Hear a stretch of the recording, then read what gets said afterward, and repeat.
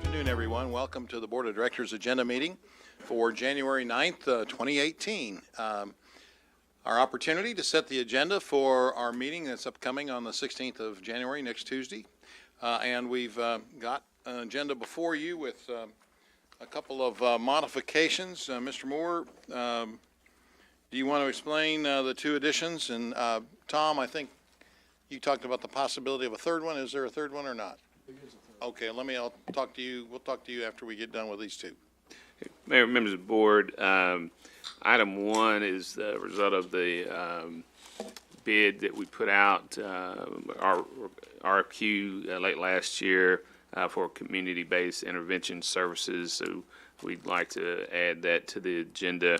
And then also item two, or M2 is an item that's been before you all before. This is the house that we've deferred action on, I think twice now, three times. And so the board deferred it for a period of time, and then so it's back and no action has been taken.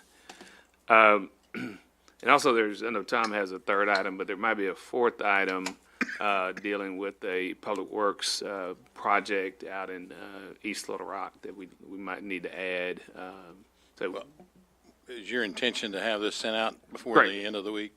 Correct. If there's two additions, all right. Mr. Carpenter, what was the other item, please? Mayor, there's a fire truck, a pumper truck that went down that has to be immediately repaired. They've already started the repairs, but they're one time to bid it because of the emergency nature of it. So it's an ordinance that authorizes the non-bidding for that item and ratifies what we've done. Okay. All right, very good. Well, let's go ahead and add these two. We can add, if there's no objection, I'll add M1 to the consent agenda and add M2 to the,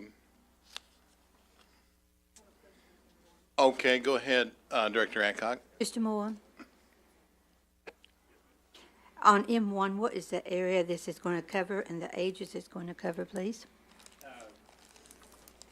It's the Plantation Acres area that we've been dealing with. They've been dealing with a lot of mosquito issues. Director Hendricks, it's a SWIFT case or issue, and a lot of them, the family that lives along the creek will be impacted. But this is a project we've been working on for over 5 years with the Corps. I'm sorry, but M1 is a PIT. Oh, I'm sorry.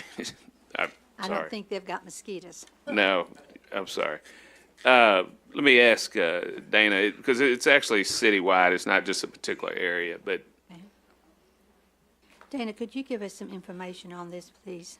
I can. Thank you, Board, Mayor, and Bruce, and Tom. This is one that we had, this was a community-based intervention program you may remember with Centers for Youth and Family. And so what it does is that it's citywide, first of all, and it's focusing on 13 to 30, but it does go outside of those realm, but of that age range, I'm sorry, but the focus is 13 to 30.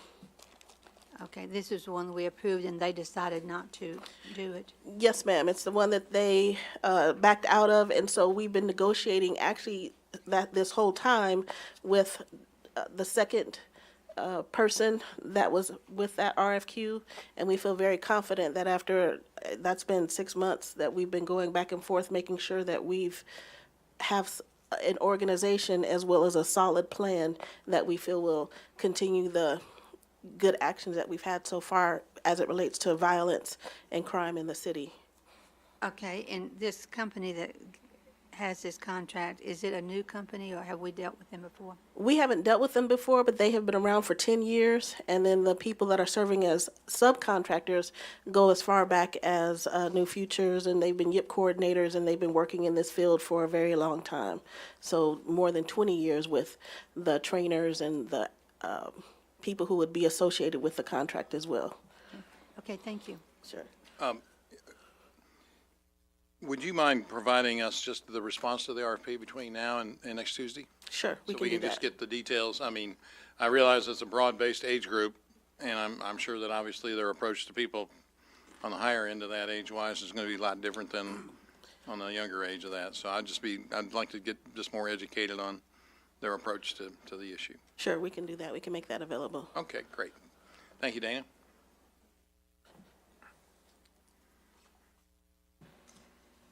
Okay, we ought to probably leave M2 separate. It's on the condemnation, and I imagine that the owner of the property is probably going to be coming, so we'll put that on separately. Mayor, could staff give us what they have done since last time we looked at this? You would like an update? Sure. Mr. Moore, if we could call on staff for an update on what's happened since the last time they were before us. Mr. Turner?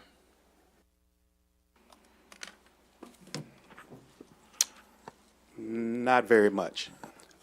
It's pretty much the same condition it was in when we were before you in September. Okay. And I believe Do we you have any more details on it? I understand that she had a contract for it, and she did. We did receive a letter from, she's hired legal counsel, and we did get a letter saying that her contractor basically didn't fulfill his obligation, but no other progress. And we did, can you keep going, Scott? We did take some photos today. Yeah, 1/8. So this is what it looks like yesterday. Mr. Turner, how many times have we delayed this, and what date did we first look at this? It was first declared unsafe vacant, I believe, in 2014, but it came before the board in October of 2016, April of 2017, and September. September of 2017. Okay, thank you. Director Hendricks, you recognize, please. Are we talking about 2521? Yes. Well, Yes, we are. I would like to know what's all the questions and why they're being asked. People that are asking, they don't live in the area. Mrs. Brenda was here during the holidays, and I visited with her. And it's just appalling. She lives on the East Coast, and she came all the way to see about that house. So it seems like the city is asking for a lawsuit or something, that if this board approved for that house to stay another day. And I'm not gonna sit here and be quiet about it. So It so should be what is, torn down. so Director Hendricks, what are you suggesting to the rest of the board? You're suggesting, the staff's recommendation is to go ahead and condemn this property and get it torn down. Oh, okay, go ahead. I'm suggesting that we take the advice of staff, and if they don't know what they're doing, they need to be fired. And All if right. the staff doesn't know what they're supposed to be, they need to be taken off this board. And I think at the last meeting, there were several board members that expressed their willingness to give an extension, but that it would not be considered again in the future. So obviously, we'll see what happens when it comes before the board, but your point is well taken. Thank you. Thank you, Victor. Okay, we can move now on to the consent agenda, items 1 through 9. And if you'll turn the page, let me ask if there's any questions on items 2 through 9, please.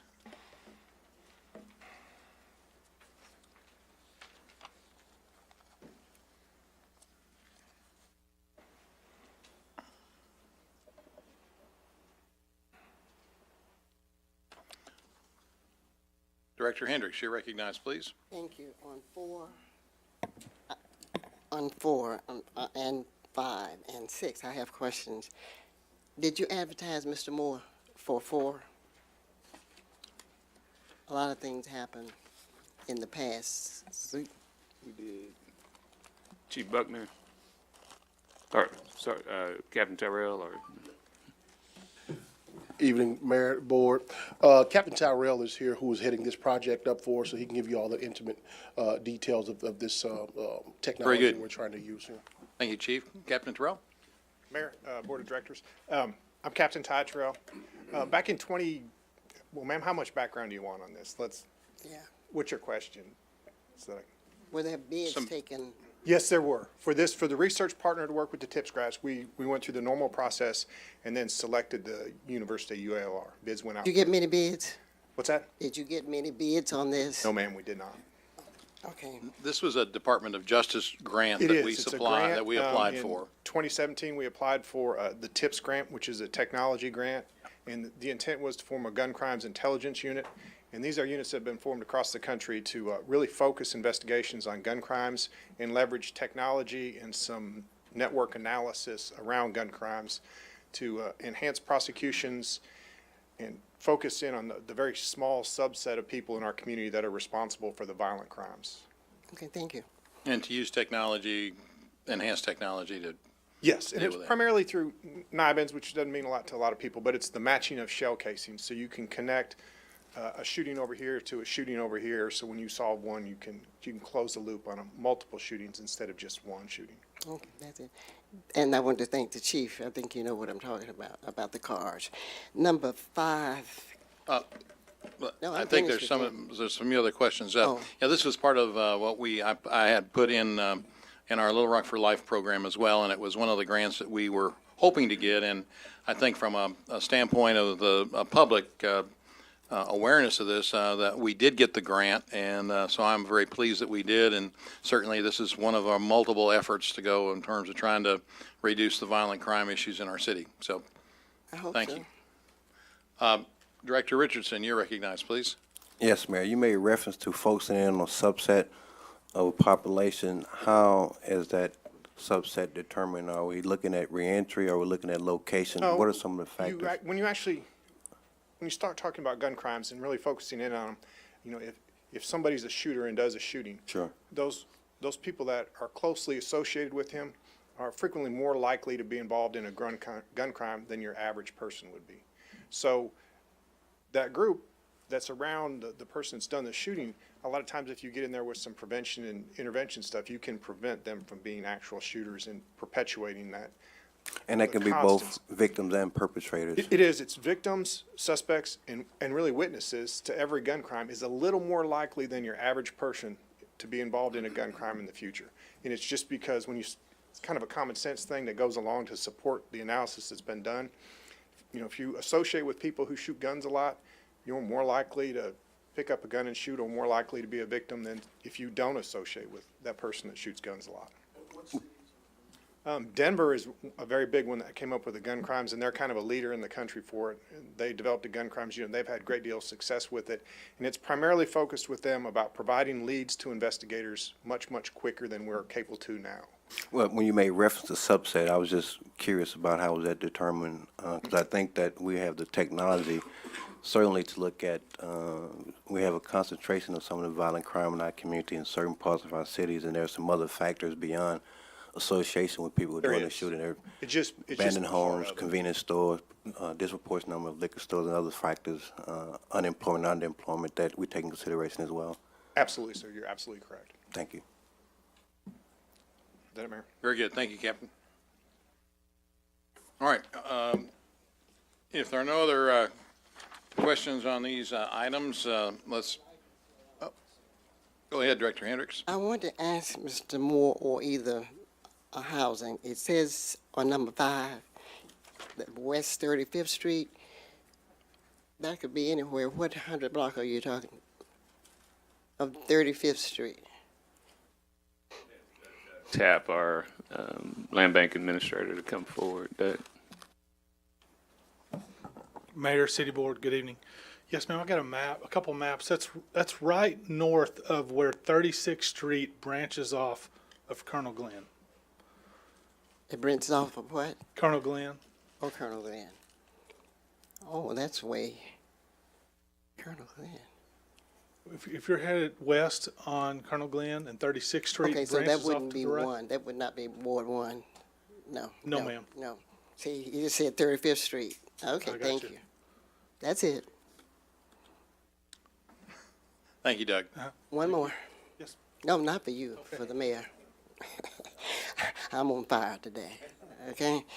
Well, Resolution number I've got, 6. Director Richardson, did you have a question on that? Is it on that same street? Well, not the same street, but the same issue. just Mayor, to kind of dovetail Director Hendrick's point, Bruce or Victor, anyone, have we done some kind of evaluation and/or assessment of the impact of our land bank procedures or process and/or programs in terms of what are we getting out of this? Are we having some kind of evaluation or assessment of the impact that this approach is having on the development or redevelopment of our city? Sure, and I think obviously with the Land Bank Commission and our staff meeting on a regular basis, I mean, that's how we've been able to acquire property, also sell property. So, yeah, we definitely evaluate the program on a regular basis.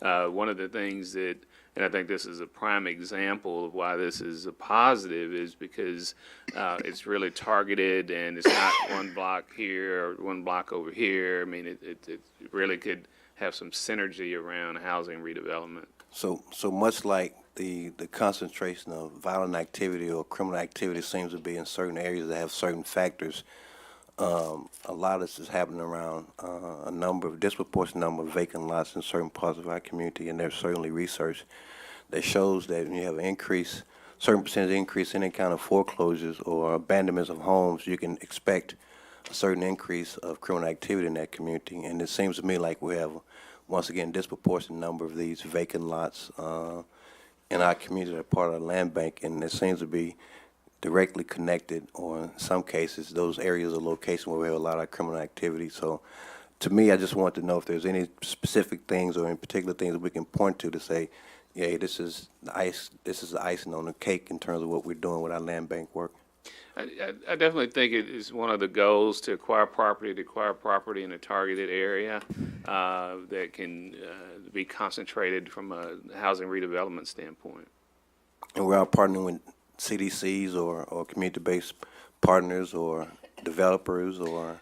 Correct. In fact, just late last year, and Victor and I talked about it today, one of the CDCs that sort of went dormant at the Flanders Smith CDC, the president's real interested in getting that restarted, so we're assisting in that. So we definitely work with the existing CDCs and others who want to become CDCs. And have we figured out a way we do obviously connect that to our NSP2 work?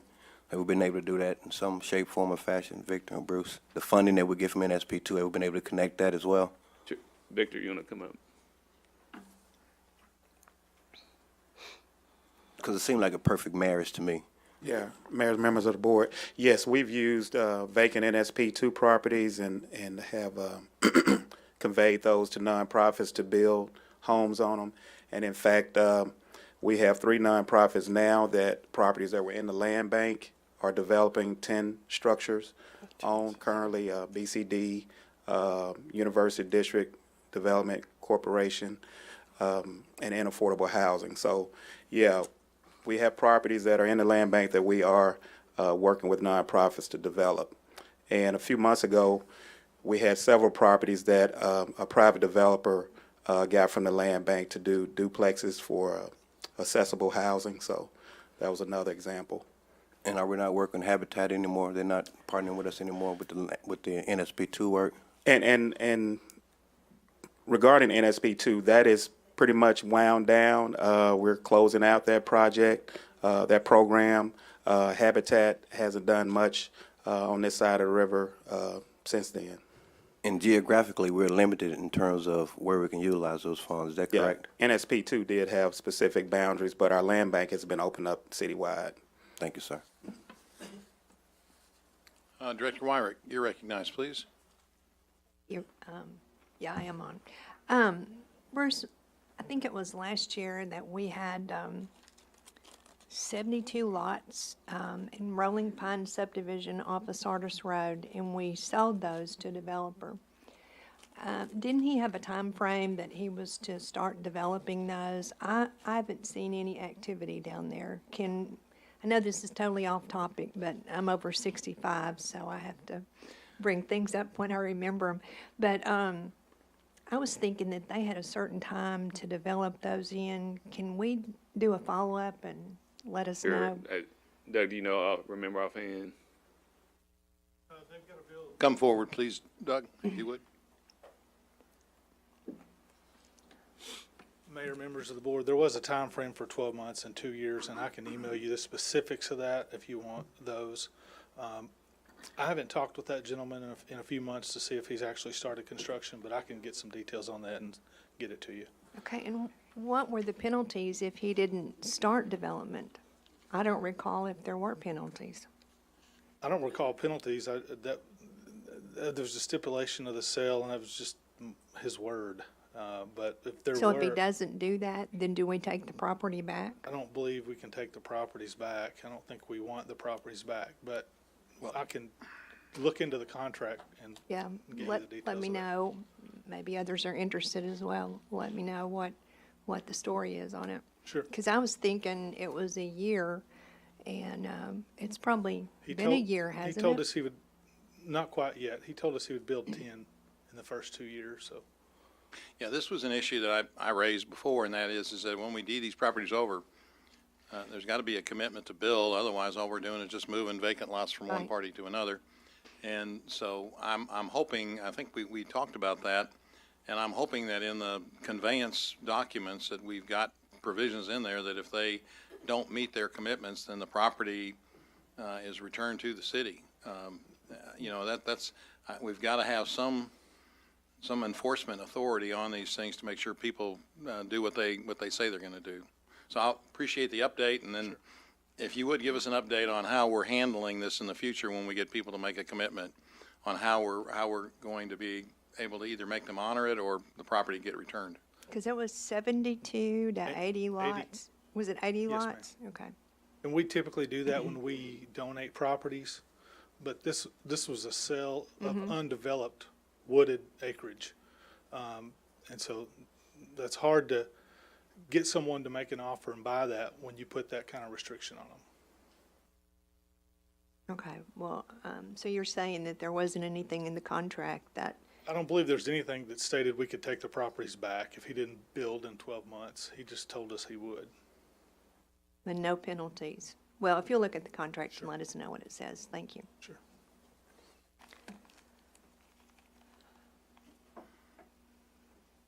And I think that was the second person that wished to buy the property. There was one initially that offered, and based on the restrictions that we had on it, they were not able to move forward on it. They were wanting to do some duplexes. Yeah, they wanted to do And, duplexes, I think. The bill of which- assurance said that it had to be single family, and then we reduced the lot, expanded the lots and cut down the number of lots that were there. So, yeah, we had a bill of assurance that was a little Well, bit my only stronger. point is that there's been more than one party that's been interested in the land for development. So we don't want to just land bank it in somebody else's private hands if they're not going to build on it. So, Right, thank you.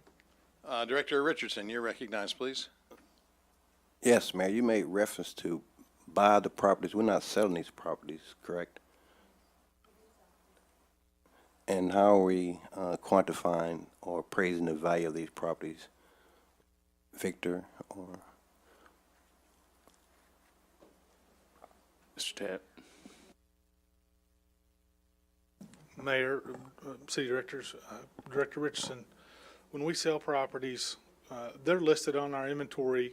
In the past, they were listed, a list price by how much we had into the property. And a lot of times, due to legal work, quiet title, appraisals, title searches, that could be $6,000, $7,000, $8,000 on a lot that had an appraised value of $1,000. So it's hard to sell a lot for what we had in it. So most of the time when we sell these, they sell for appraised value or less to get them back on the tax rolls. I just made some offers on properties this week, and when we do that, we order appraisals beforehand after I get approval from the Land Bank Commission, and we only offer up to appraised value.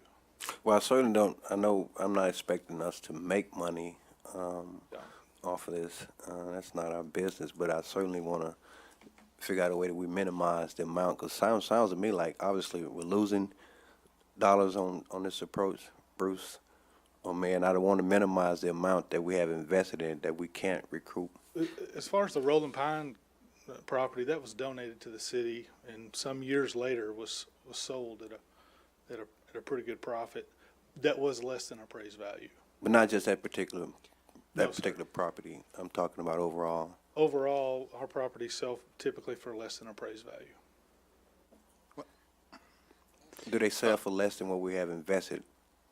Sometimes they do, sometimes And they don't. let me- They're all on a case-by-case basis. And let me just say, I think, the ultimate goal, and I think it's definitely the ultimate goal of the board, is to get housing stock replenished. And so, since the inception of the land bank, I've really said it's not, in a lot of cases, even on property that, not in a land bank, that we have liens on. Let's say we have $2,500 worth of liens, and an individual wants to buy the property and build a house.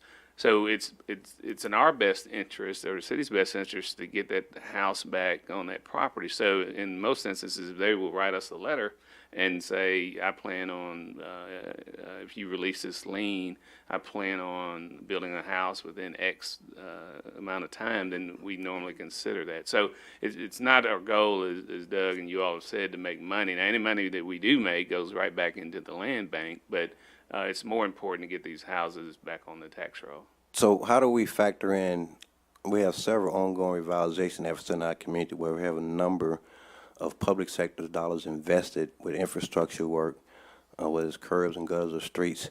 How do we factor that into the equation? And do we utilize that approach to, one, assess the value of it, and two, look at that in terms of how we transfer these properties within close proximity of ongoing revitalization efforts or potential revitalization efforts? How does this factor into it?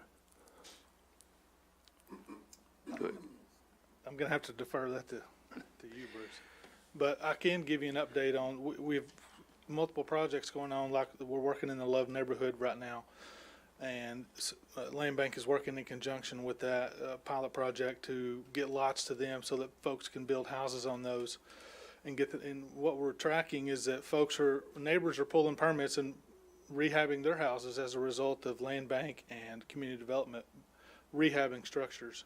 But as far as that being in the same areas as you were discussing, I think I'd have to do some more research on that. Clearly the land bank has evolved since its inception, and we studied a lot of models as we were setting this up. And one of the things, because I know you all have talked about it a lot, and we have too, is concentrated development, where it's just not one house on this block, and 10 blocks down the street we're doing another house. So I would say the biggest factor, and I think you see it in this one and others that's been before you, is really trying to pull properties together so we can really see a concentration of redevelopment. So if we're talking about rehab, and that suggests we still have NSP $1 available still, or not? No. I'm talking about home funds. Home funds? All right, thank you. Yeah, we assisted last year, and I think, I'm not sure where I referenced this in the past, but I think we assisted over 155 individuals on various home projects and things of that nature, independent of some of the other weatherization programs and things like that we've been doing. So, and most of that was done with home money. The NSP2 money, as Victor said, is pretty well tapered off. That was done, in the very beginning of the Obama administration. It was money that we got in 2009, and they've pretty much given ratings. I think the city got an A rating in terms of how we handled that program.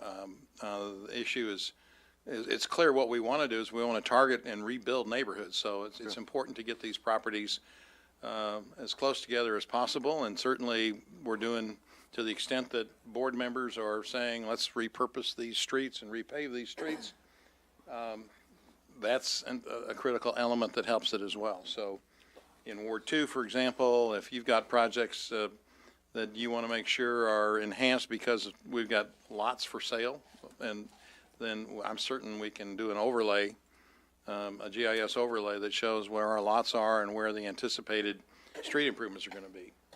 And that may be a good exercise to do here as we get into the third round of dealing with the money allocations for our streets and drainage projects. Thank you, Mayor. And were there limitations with NSP $1? Were they limited to just rehabbing, or there weren't any restrictions on those, Victor?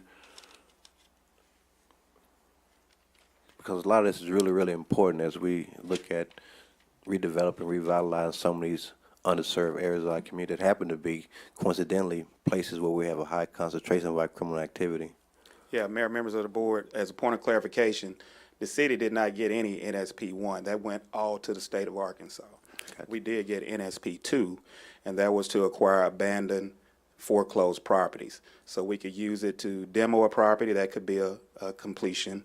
We could build a structure on the property, or we could also put the property in a land bank. So those were the activities we could do with NSP 2. And the total amount we received was 8.6 million, is that right? That's correct. All right, thank you. And we did over 100 units, I know. Correct. Over 100 units, and we generated over $2 million in program income. Very good. It was a very good program to help stimulate the revitalization in some of our neighborhoods, particularly, and all of it really directed south of Interstate 630 too. Director Hendricks, you're recognized.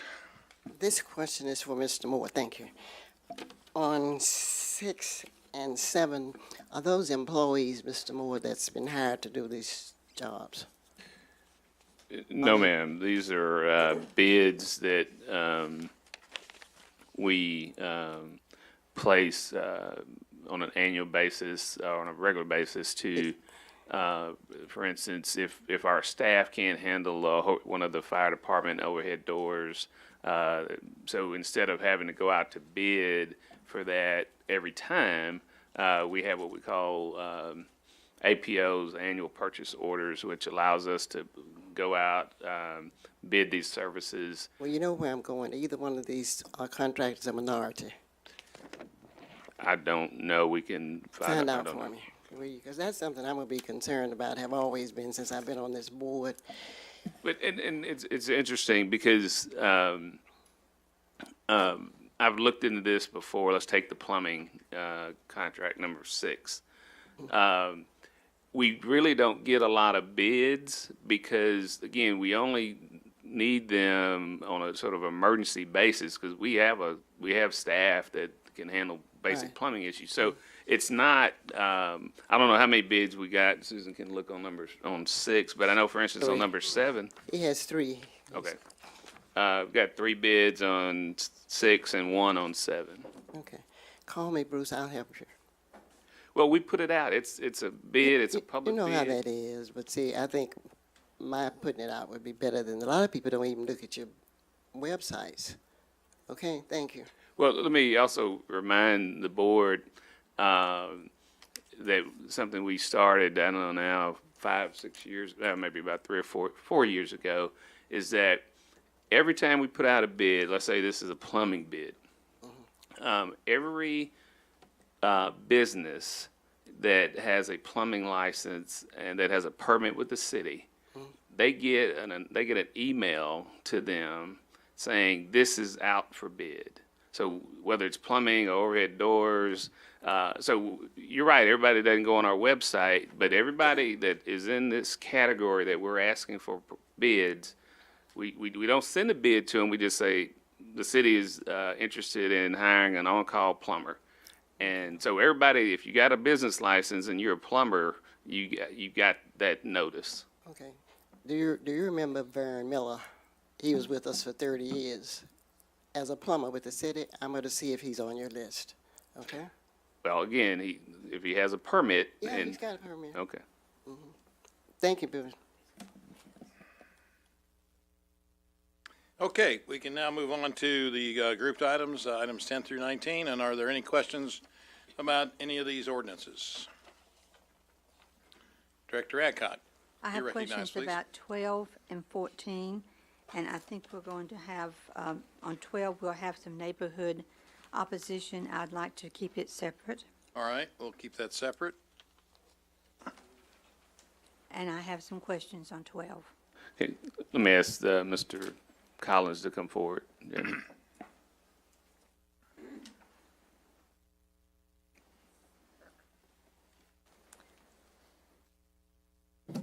Good afternoon, Mayor, Vice Mayor, members of the board. Mr. Collins, one thing that Southwest Little Rock has enough of, just like some other areas of Little Rock, is apartments, and particularly small apartments. This is putting an apartment complex right in the middle of a neighborhood. You've got housing across the street, you've got housing behind it and everything. So why would we want to place a apartment complex in this location where you've got neighborhoods? I also have some problems. The people who are building this also do drug and alcohol treatment. So one of my questions from the neighborhood, is this going to be a? Director Hancock, you can't talk about that. That type Okay. of comment is discrimination under the Fair Housing Act. Okay. What size are these apartments? Well, they range, the entire, it's going to be a two-story building, and two of them. Scott, if you bring up the site plan for it.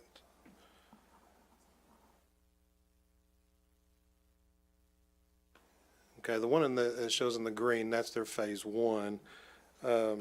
Each floor will have 4 one-bedroom and 2 studio units, so it's total 6,000 square feet for the entire building. So it'll change a little bit from upper to lower, depends on what the layout is. So the number is 12 total units.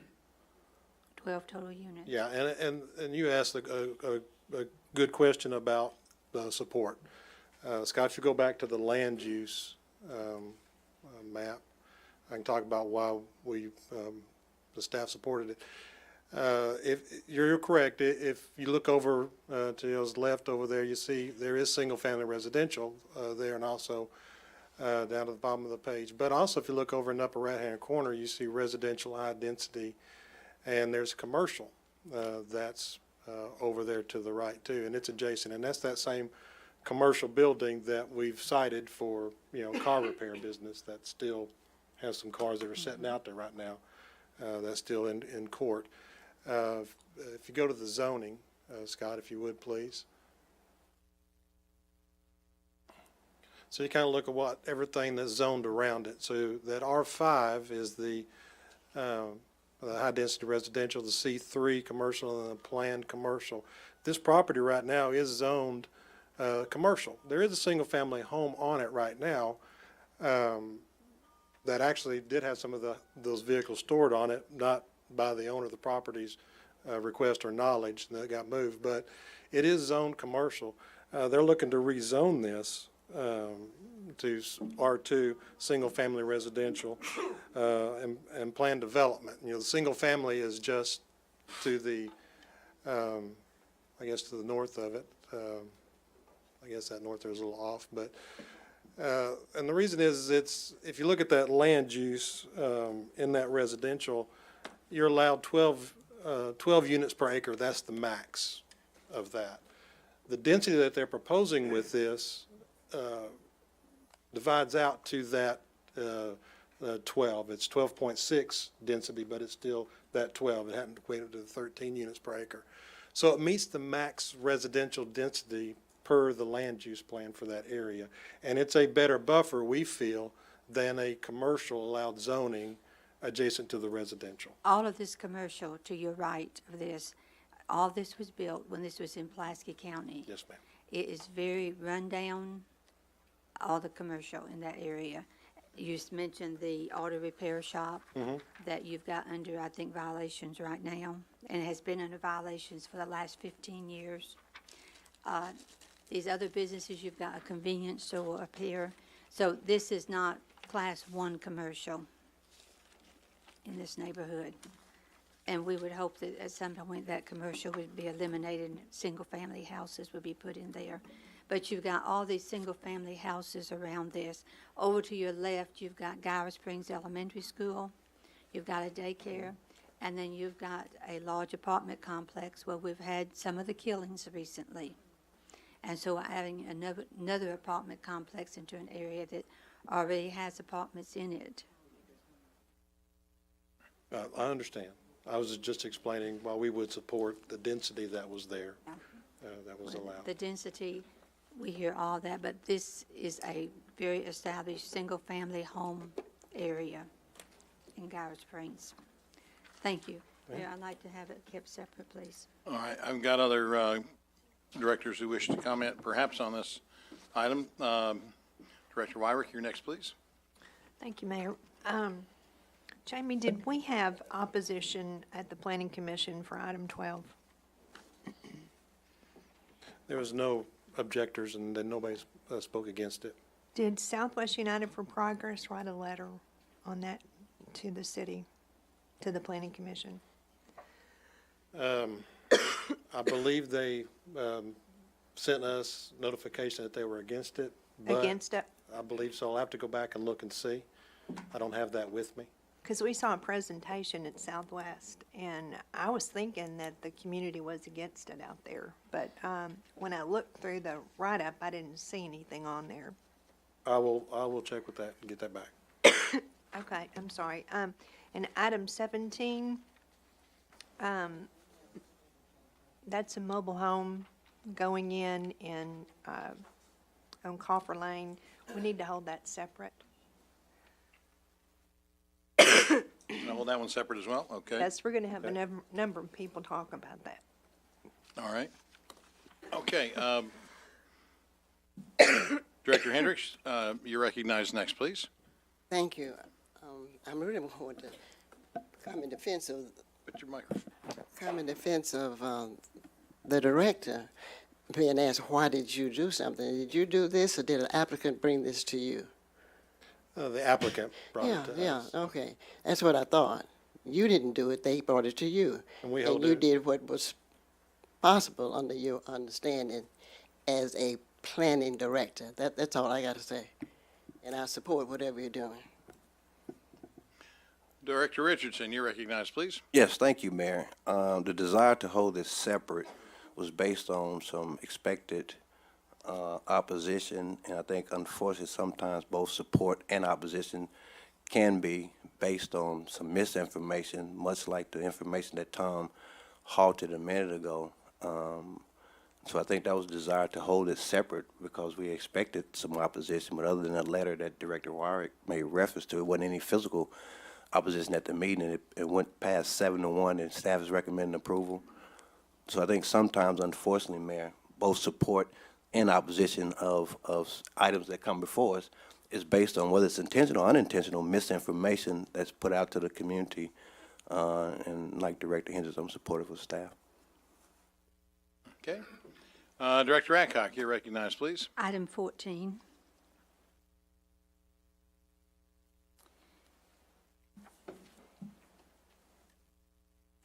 Jamie, has this been before us before? We've had fireworks out in that area before, and the board voted no on that. Director Adcock, this has been before you before.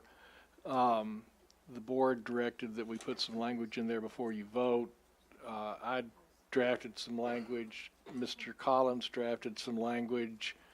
The language was sent to the developer. The developer, I think they agreed to the language I had done and had questions about the language Mr. Collins had done, and I was trying to figure out what the problem was. And we're trying to get a meeting set up for tomorrow or by Friday so that we can get the language that everybody's agreed to deal with the fireworks issue before the board. Mr. Carpenter, what is the City of Little Rock's policy on fireworks being in the city limits of Little Rock? The policy for the city is that fireworks are not allowed within the city, and one of the issues that we wanted to make clear was covered is that should this land ever be annexed into the city, that they would no longer be able to deal with fireworks. However, Pulaski County allows the sale of fireworks within the county, and Then tell me why we don't want them in the city. well, because, I don't know, I mean, the board voted for an ordinance that says you don't want fireworks within the city. What I'm getting at, I mean, if I don't want them in the city, why should I then put them in Pulaski County? It looks to me like I'm saying that something is good for us, but let the county just go. Director Adcock, I'm not saying that you should. What we were putting into the ordinance is that there would be no way, once this property became a part of the city of Little Rock, that fireworks would be allowed to be sold just because at the time they were part of Pulaski County, fireworks could have been sold. Have we asked the people around this what they want? Jamie, have we made any effort to talk to the people around this? Or are we just going to surprise them, hey, you got fireworks? No, I mean, in any application, whether it's in the city limits or the extraterritorial, notifications are sent out, per our requirements. Is And, there a neighborhood association in this area, or have we talked to any of the residents? We haven't personally went out and talked to them door to door, but that's what that notification is for, so that they can call and ask questions or come to the meetings. Do And you we have didn't any, receive any of have you had those. any calls or any questions? No, we have not received any noted, no. And we did, and the county is notified of any zoning action that we're looking to undertake in the extraterritorial. Well, Okay, thank you. as just a follow-up to that, Jamie, I mean, it kind of begs the question, if they're in the county and they can do fireworks, why are they even coming before the planning commission to try and amend their existing zoning? And that's where I have a real problem with it, because we're legitimizing it by virtue of amending an already determined PCD. So give us the background on that again.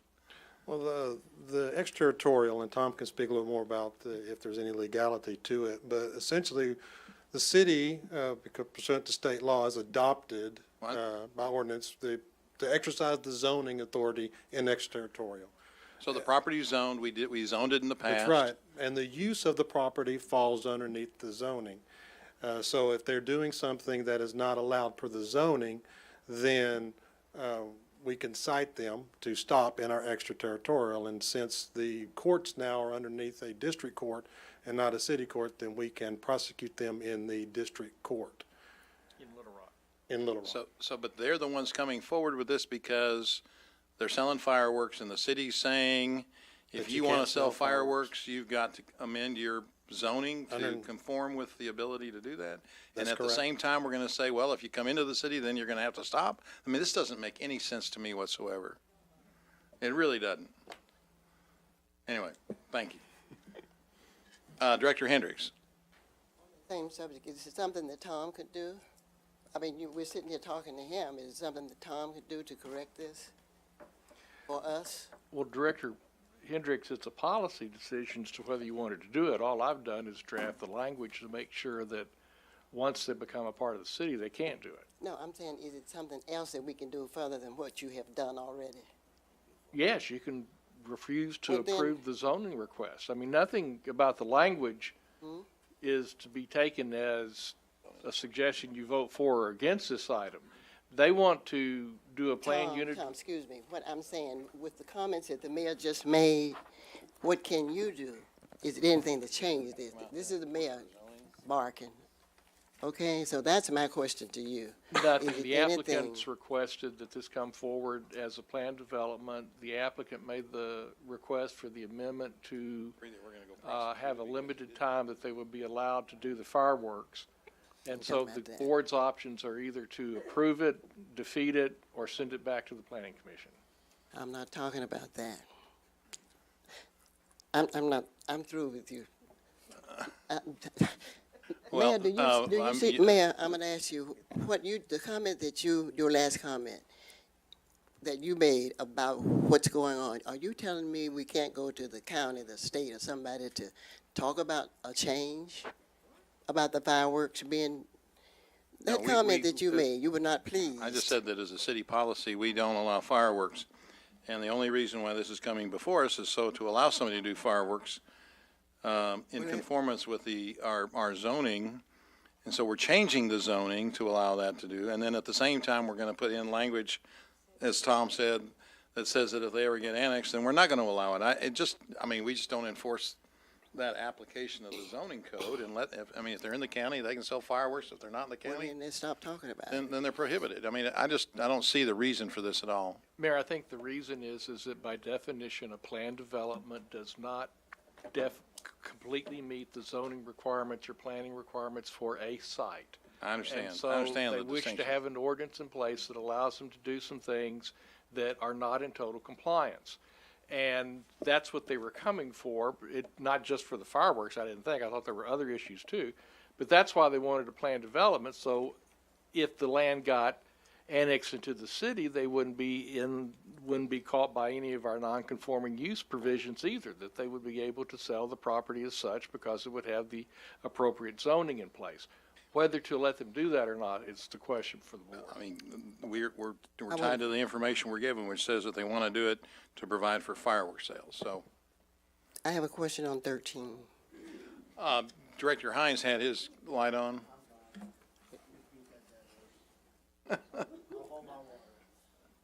All right, I'm sorry, go ahead again, Director Hendricks. Let me agree. On 13, the address is 1221 West Markham, but at the bottom it says Ward 5. What's that all about? Director Hendricks, that is on West Markham, just a little bit east of where Markham hits Chenal Parkway. 1221 West Markham? Well, you're missing a one. There's another one. It's 12,211 Oh, okay, West so Markham. the address is wrong. It is out west. Okay, thank you. I don't need to know nothing else. Thank you. Change it, Bruce. Caught the somebody. typo. Okay, thank you, Jamie. Don't go away. All right, anything else on the planning and development items? Which one? 17, okay.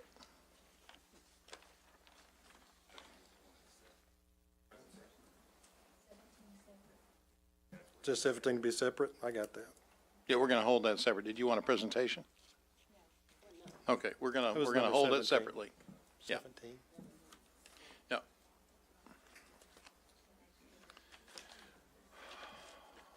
Okay, on the separate items, item 20, any questions?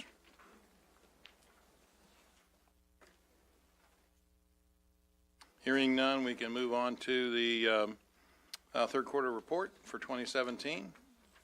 Call on our finance director, Ms. Lenahan.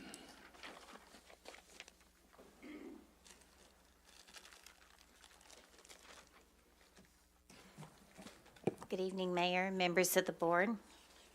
If we go to the first page, you'll see that through the end of September, we had collected 78.82% of our revenues.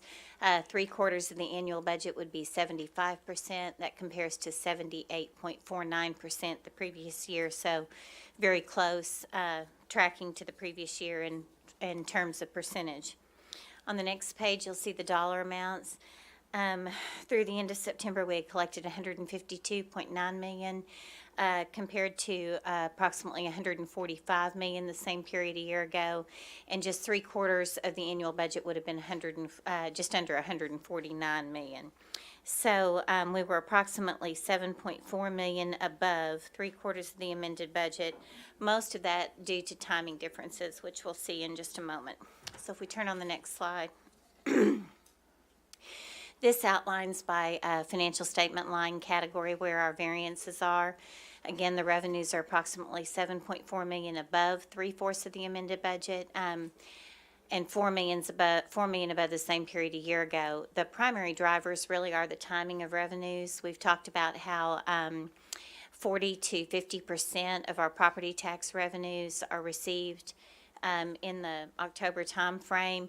Because those revenues are assessed in one year for the collection in the next, and we're able to recognize revenues that are going to be collected within 60 days, we have done the accrual to reflect that November property tax receipt that we'll get, which is included in this number, which is why it's so much above budget, but it's quite comparable to the same period a year ago. Our sales tax, I'll go into very great detail in just a moment. Licenses and permits, those are all collected primarily in January as it relates to business licenses. The regular planning and building permits are collected more ratably throughout the year. So we always see this line item above budget in the first 3/4 of the year just due to the business license component. Intergovernmental revenues were collected 100% in July. That's a one time a year. We get all of it at one time. Our amended budget is exactly in line with this number, so there will be zero variance at the end of the year. The other variances are less significant. Utility franchise fees is also due primarily to timing, and I'll go into detail on both the energy and the CenterPoint in just a moment. As you go to the next slide, this is a slide Director Campuris had requested once we do a budget amendment. He also asked that we show the variance in comparison with the original budget. We actually increased our revenue budget when we did the amendment due to the favorable sales tax receipts we had seen year to date, and there were some other slight adjustments. So we increased the budget by $2 million. Those are identified there in that text. I won't read it to you, but that's why the variance is actually greater in comparison to the original budget than it is to the amended budget. On the next slide, you'll see in comparison to the same period a year ago. And again, while property taxes were creating a very significant variance in relation to budget due to timing, you'll see they're right on track with the same period a year ago. Our sales taxes are $2 million ahead of the same period a year ago, which reflects the fact that we have had better than 2% growth through the end of September, and I'll go into detail on that. Again, when we did our budget amendment, we did increase the budget to reflect these items. On the next slide, this is, I've been giving these reports on a quarterly basis, so what I'll tell you is that we received September through November receipts, which are for the periods July, August, and September sales tax revenue, decreased 0.53%, then increased 4.6%, and then decreased 2.32% in each of those 3 months in the last quarter. The city sales tax increased year-to-date 2.36% in the first 3 quarters of the year over the same period a year ago. The city's portion of the county has increased 2%. The blended rate increase year-to-date is 2.1%. On the next slide, you'll see that the blended sales tax revenues, again, are 2.1% above budget. The year-to-date results are 0.19% below the amended budget. And again, that is partially due to the fact that we had a decline in that last month in November's receipts for September. On the next slide, you see the detail by month. And the reason you're seeing zeros now through September is because we made that budget amendment. So we recognized our actual receipts through the months of September, and then we took that growth, we're a little bit more conservative, and projected 1.94% growth the remainder of the year, with the annual and the anticipated budget to be 2.2% over the same period a year ago once we get to the end of the year. So by the end of the year, we anticipated we would be 2.2% above last year. I will tell you that through the period in which we made the adjustment, through September's receipts, which actually only reflects sales through July, we were actually up 2.9%. So we were conservative when we made that estimate. Our October receipts for August came in very favorable, but our November receipts for the month of September were 4.18% below budget. So overall, that put us $146,000 below our amended budget, which is 0.2%.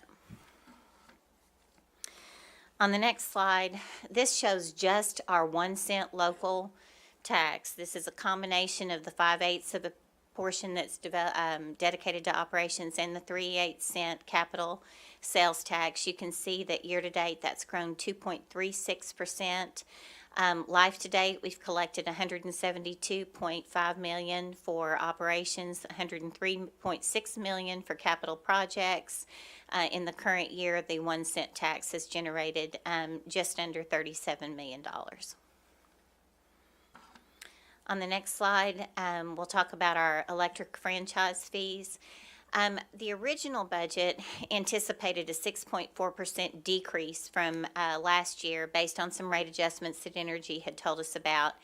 The amended budget increased our anticipated results and modified that 6.4% to be just 2.5% below prior year actual. Right now, our results are just about 18,600 above the amended budget, so very close to the amended budget. On the next slide, our gas revenues. We had anticipated, based on, again, direction from the utility, that there would actually be a 25.7% increase, which was still a decrease of 2% from the previous year. Our amended budget reduced that to be just a 12% increase. Year-to-date, we were only, through September, we were at 9.9%. Again, to put it in perspective, we're talking about $38,000 variance from the budget. I will tell you this very cold fourth quarter should present favorable gas franchise revenues. Yeah. On the next slide, we'll see our expenditures. So through the end of the third quarter, we had expended 73.5% of our annual budget. Again, just a flat 3/4 would be 75%. This compares to 73.68% the same period last year, so a little bit below where we were the same period a year ago. On the next slide, you'll see in dollars, we had expended $143.2 million compared to $138.7 million a year ago and a budget of $146 million. The expenditures are approximately $2.9 million below the amended budget and $4.5 million above the same period a year ago.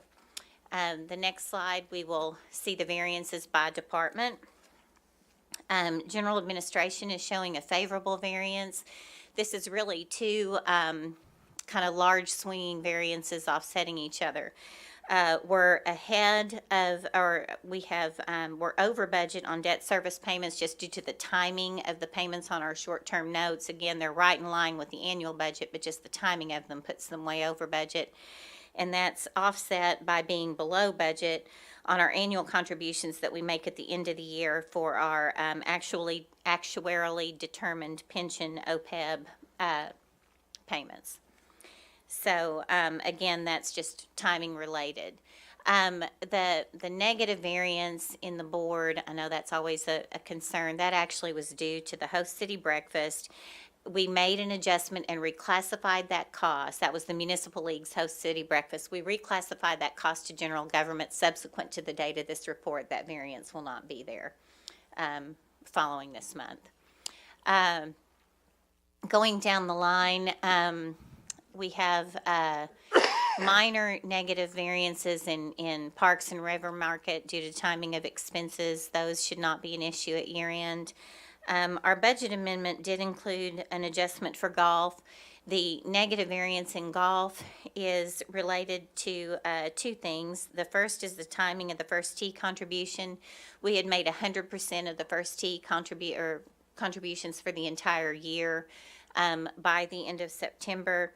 So that's creating about 62,000 of that negative variance. And then we also have some personnel cost was about 26,000, and then some operating expenses and merchandise in the gift shop is creating about 51,000 of that negative variance. On the zoo costs are over budget primarily due to part-time and overtime costs.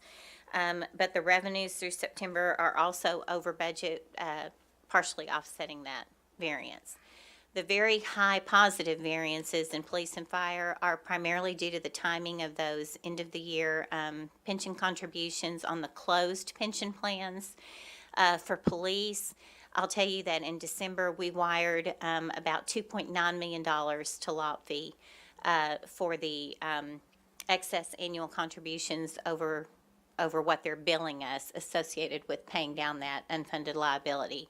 So when you consider the timing of the pension expenses, fire was actually over the amended budget by approximately $361,000 associated with some overtime, but they expect to be in line with budget at the end of the year. Police was over budget by approximately $244,000. In overtime cost. And again, this is in comparison to our amended budget. We are running a payroll. The paychecks actually this Friday include 9 days of the previous year. So that will be our final accrual for 2017, and then we'll be able to assess where we actually ended up in our personnel cost.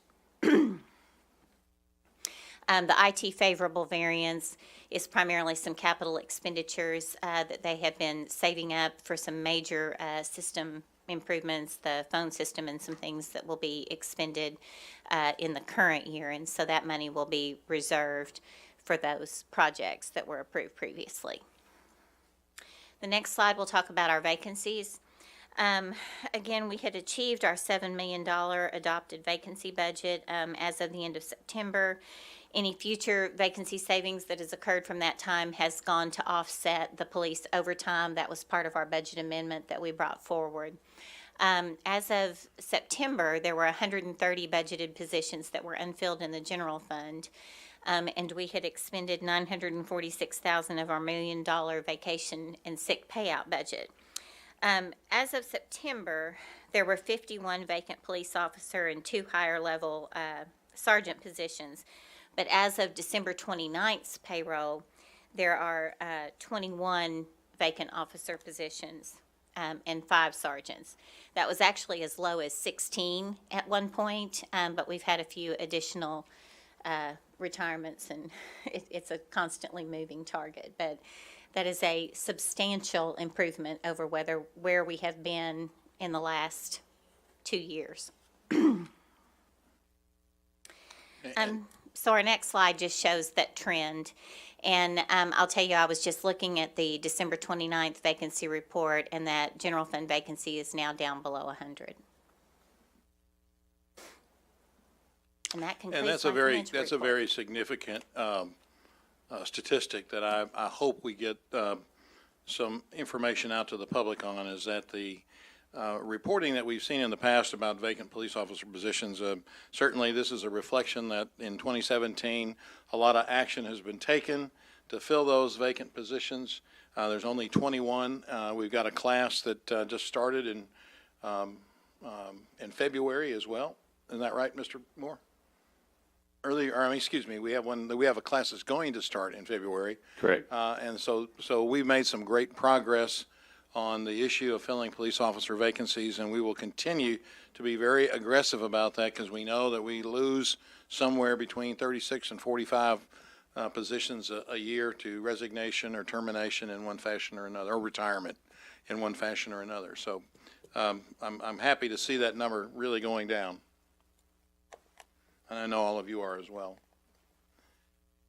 Director Hendricks, yes, you have a question? Yes, thank you. I would ask Mr. Moore, of the 130 budgeted vacant positions, would this include sanitation workers? Or is that a different category? This is just general fund. They're in solid waste fund, so this doesn't include that. Check for me and let me know how many vacancies you have in the, I'm concerned about these underpaid, overworked black people. Because that's who make up that department. Thank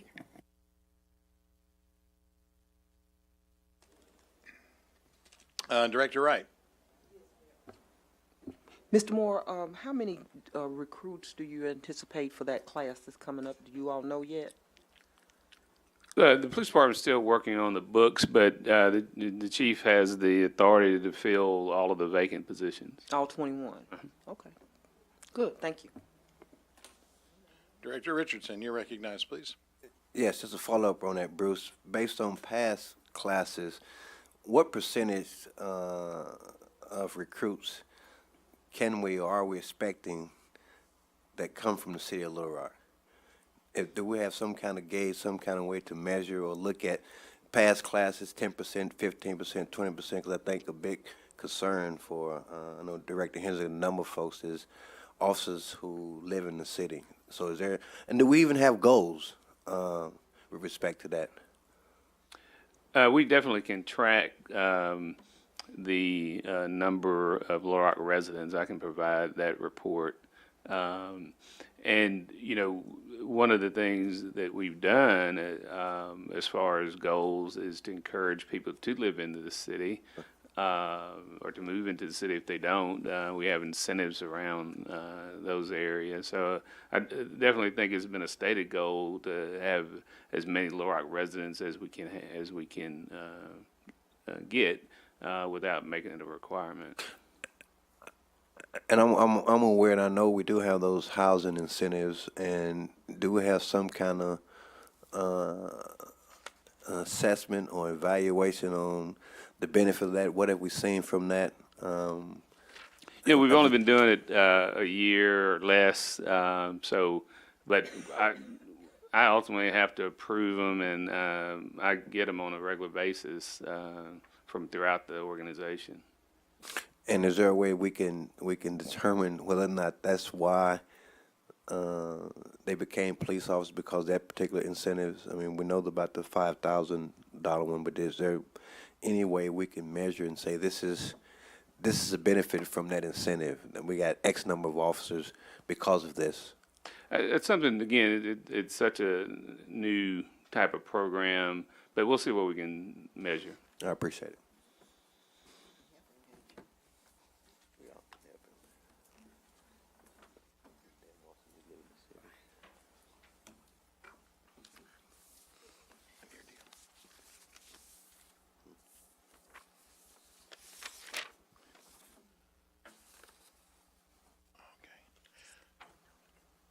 Director Adcock, you're recognized, please. Bruce, I know that we've gone to the 12-hour shifts for the police department.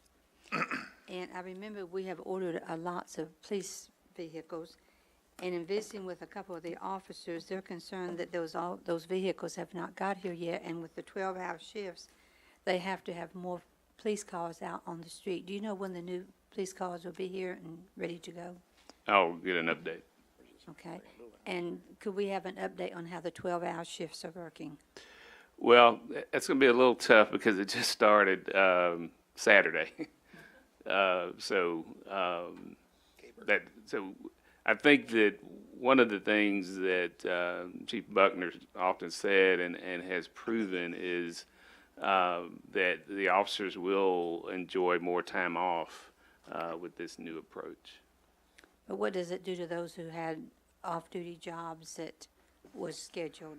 Yeah, I think everybody's, if that was the case, had to adjust, but I haven't, the chief hadn't told me of a lot of complaints. I think once they realized that the number of days that they are going to be off in a 14-day period is a pretty significant improvement. Okay, thank you. But I would like to know about the police cars. Okay, I wanted to do one follow-up for the board on the budget issues, just, and I'll brief Director Campiris on this, but as it relates to the internet sales tax issue, I wanted to let everybody know that the case before the U.S. Supreme Court, it's South Dakota versus Wayfair Incorporated, has been, will be submitted to the Supreme Court justices for conference on January 12th, next week.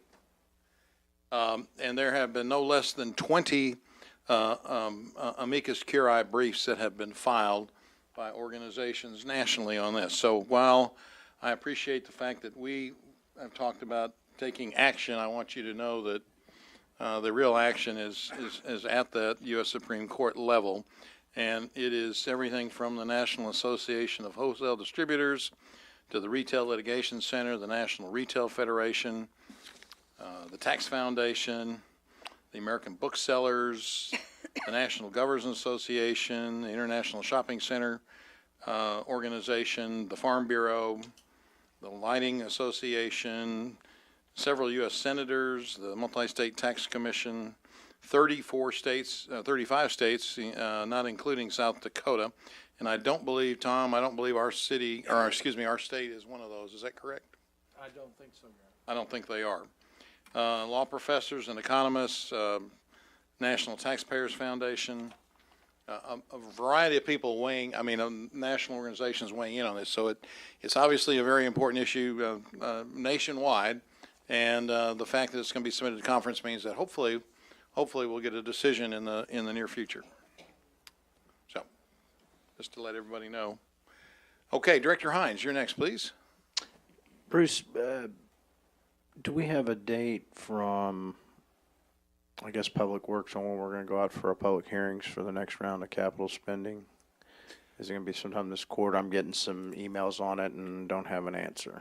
I've talked to John, and he's put together sort of a tentative schedule, so let me look at that, and I'll get that out. More than likely spring, but I'll get this something for you. Okay, thank you. Director Richardson? Thank you, Mayor. Bruce, back to policing and policing hours.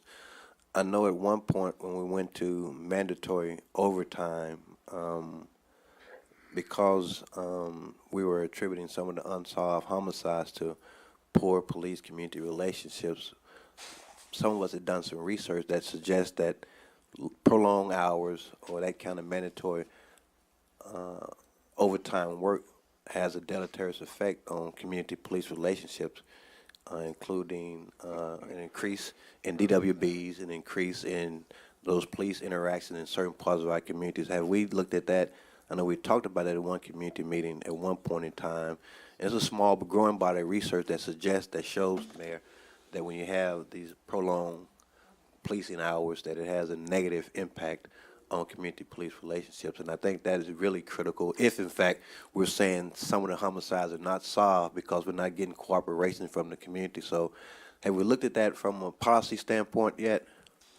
We have, Director Richardson. We talked about it at that meeting that, I think, constructive interaction is the term that the chief uses, and it was very important, and the message came out very loudly from the top that this wasn't a zero tolerance type of approach. This was interacting with the community. In fact, most of the comments that, especially early on, were very positive. We were glad that the extra patrols are in the neighborhoods, and I think it had a very positive impact on our overall crime numbers. I agree, and a number of us have requested those extra patrols, and those of us who've requested those have also been recipients of complaints. And have we figured out a way, because some say, some hear tomato, some hear tomato, have we figured out a way to communicate that approach or that goal or that desire to the community outside of the police department? Because I think that you're right, and the chief made that point, but I'm not sure everybody heard it that night. And I still don't think everybody's hearing it or seeing that's the intended effect of that approach. And while they are appreciative, certainly are appreciative of directed patrols, extra patrols, one of the things they find problematic is the interactions with them and the police department. Like, you have this cookie cutter approach, like everybody in this particular part of the community is in fact a criminal. And I think that it to me, I think it demonstrates the needs for really community oriented policing, so that the community knows the police and the police know the community. So they're not using the cookie cutter approach with everybody that they're dealing with. So I know the intended effect, I know what we're trying to do, but we figure out a way to communicate that to the community beyond the police department, or any other measures, any other means of interacting with the community beyond those constructive stops. I mean, I do believe that, and I do believe that, again, all of our officers have made a point that this is to be constructive contact and not necessarily, again, zero tolerance. And again, most of the comments, and I think even the board members received, have been overly positive.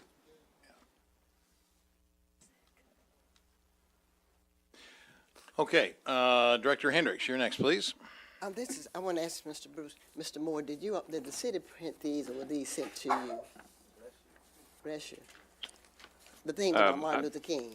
The reason why I ask, I know that the governor is speaking at First Baptist Church at 7th and Gaines, so maybe they didn't intend to send that. Okay? Yeah, I think the fire department did. I know the city did, but I don't know what the other piece that you held up was. It's Martin Luther King, and it's saying that the parade and all of that and at the state capitol, but I know that he's speaking at the church on 7th and Gaines. Okay, thank you. Director Wyrick, you're recognized, please. Thank you, Mayor. Mr. Moore, I was talking with one of the COP officers last night, and he told me that the COP officers are still going to have the normal 8-hour day without the forced overtime. Is that your understanding as well? That's correct. And then from our budget, we approved 15 COP officers. Is that correct?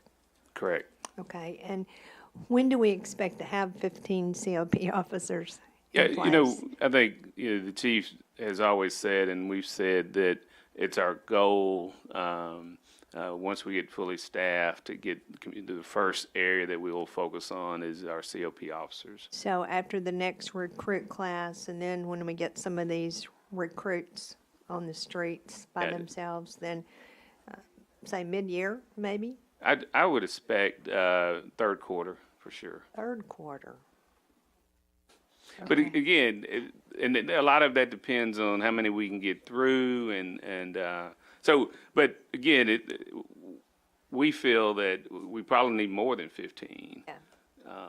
So Everybody needs to be one. Okay. what's that? I said every one of our police officers. No, needs to be it's a community police philosophy. officer. Yeah. I agree with that, but I know what you mean. I know we've set a goal for 15 to see how that works, and I'm anxious to get those in place, so.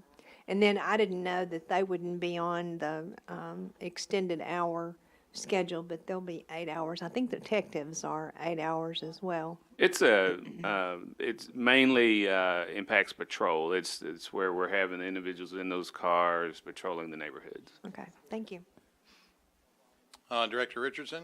Yes, Bruce, back to those constructive stops. I think I said contacts. but- Contact, I'm sorry, because a lot of times that they're equated with some of the stops. And there are certainly some cases where you've had 5 or 6 police cars at one traffic stop. And that's been one of the major complaints I've had. And I've personally witnessed it. And I think you and I talked about it a while back during the budget workshops. And are we equating those stops as contacts? Or, I mean, how are we defining constructive contacts? Because I think in certain places of the community, unfortunately, they don't have the same feeling as protect and serve. It's more patrol and control. And I think that's just an unfortunate reality in terms of how our police are interacting in certain parts of our communities. And those happen to be the places where we have the highest criminal activity. So help me understand constructive contact. Well, the chief talked about it at the budget workshop, and it's basically letting individuals know we're here to serve, we're here to protect, and it's constructive. Now, if for some reason they find something that causes them to take some type of action, then obviously they're going to do that. But I think the chief's office made it to each of the patrol divisions to talk about here's what's important as far as our philosophy as we implement this. And I've seen both positive responses from the public, and then also from the overall correlation of our crime numbers. And have we seen conversely complaints and or concerns about the increase in that kind of interaction? I hadn't gotten one complaint. Not one.